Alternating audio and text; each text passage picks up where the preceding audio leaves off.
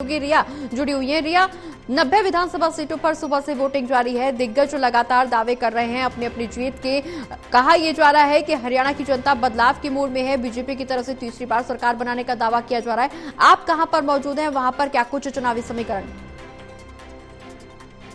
प्रगति जिस तरह से लगातार हरियाणा विधानसभा चुनाव के तहत सुबह से ही जो वोटिंग है वो जारी है और लगातार जो मतदान केंद्र है अलग अलग उन पर जो जनता है वो पहुंच रही है, वोटर्स पहुंच रहे हैं। इस वक्त मैं फरीदाबाद जो विधानसभा है इसमें मौजूद है और यहाँ पर आप देख सकते हैं कि ये पूरा का पूरा पिंक बूथ है जिसमें कि विशेष सुविधाओं को किया गया है। यहाँ पर भारी संख्या में जो लोग हैं, मतदाता है, वो यहाँ पर पहुंचे और मतदान भी किया। और तकरीबन अभी तक जो डाटा एनालाइज होता है वो ये कहता है कि फरीदाबाद की जो विधानसभा सीट है उस पर अभी तक 4 लाख जो वोट है वो वोटर्स जो है वो पहुंच चुके हैं। हम यहाँ पर कुछ महिलाएं वोटर्स हैं जिन्होंने वोट दे दिया है, इनसे बात करते हैं। क्या नाम है आपका? मैं सुधा वर्मा जी, मैं 15 से हूँ और वोट डालने के लिए हम कल से बहुत अपने आप को प्रिपेयर कर रहे हैं। हमें टाइम से जाना है, वोट देना है। मैंने अपने फ्रेंड डॉक्टर मधु वर्मा को, मधु गुप्ता को मैंने बोला है बहुत अच्छे से आपके साथ जाना है। मैं वोट डालने इनके अपने फ्रेंड के साथ आई हूँ और बहुत अच्छा फील कर रहे हैं। और दुनिया सब जनता को जागरूकता आती है और हमारा फरीदाबाद का प्रोग्रेस है हमारी।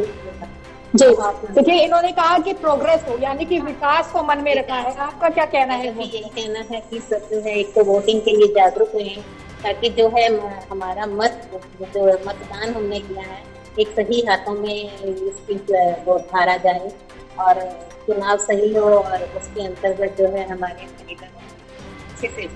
यही मैं चाहती हूँ और सबको जागरूक करना चाहती हूँ कि अपना मत जरूर दीजिए।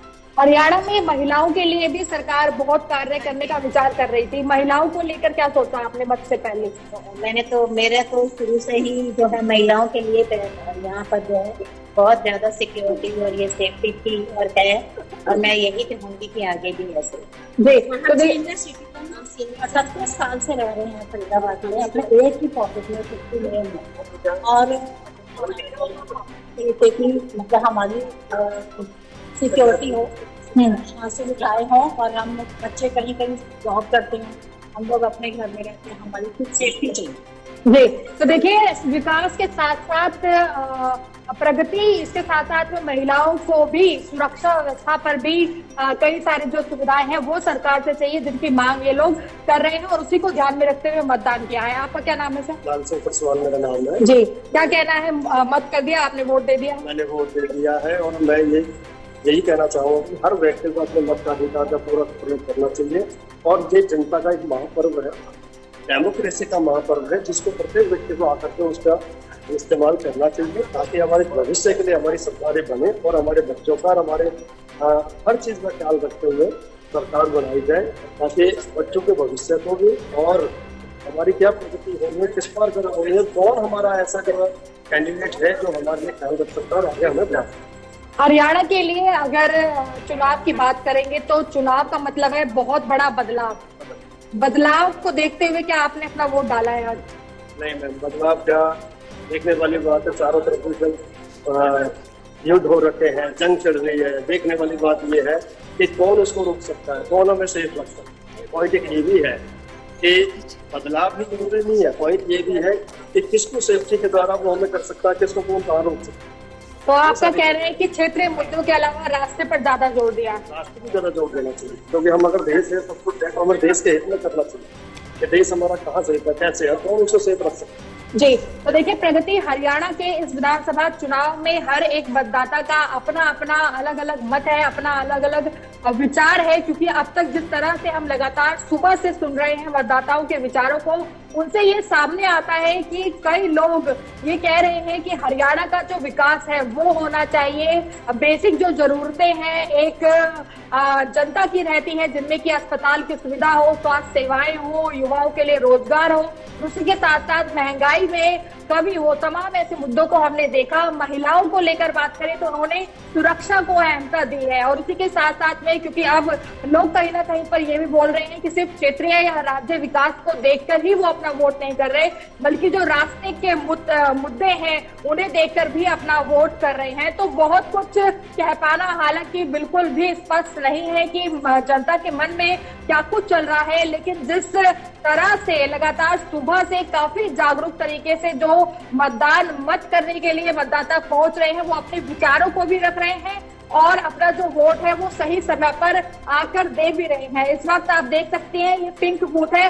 थोड़े से अपने दर्शकों को जो कि फरीदाबाद से हैं या हरियाणा से हैं, उन्हें हम विशेषताएं दिखाना चाहेंगे कि किस तरह की सुविधा है, क्योंकि अगर वो अभी तक नहीं पहुंचे हैं तो उन्हें पहुंचकर अपना मतदान करना चाहिए। आप देख सकते हैं कि यहाँ पर सारे जो बूथ है उनको अलग अलग बनाया गया है और बैरिकेड्स भी लगाए गए हैं ताकि जो कतारें हैं, लाइन्स है, वो एक सहूलियत के साथ में चल पाए। और इसके अलावा बड़ों के बैठने के लिए जो चेयर्स हैं उनकी व्यवस्था भी की गई है, साथ ही साथ जलपान की व्यवस्था भी की गई है।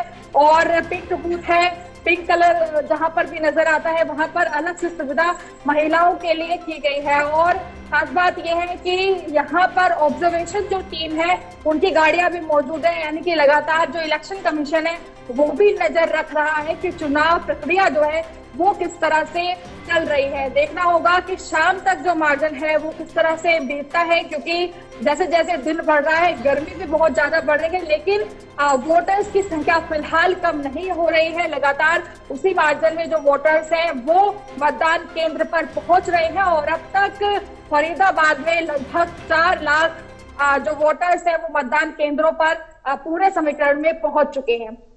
बिल्कुल रिया, लगातार मतदान केंद्रों पर वोटर्स पहुंच रहे हैं, अपने अपने मताधिकार का इस्तेमाल कर रहे हैं। तमाम मुद्दों को लेकर के जनता इस बार वोट करने पहुंची है। कुल मिलाकर के अगर हम जिक्र इस बात का करें तो ये कहना बिल्कुल सटीक होगा कि जनता इस बार काफी जागरूक है, क्योंकि तमाम स्थानीय मुद्दों को ध्यान में रखते हुए जनता अपने मताधिकार का इस्तेमाल कर रही है। बहुत बहुत शुक्रिया रिया, आप नजर बनाए रखिए पूरी खबर पर।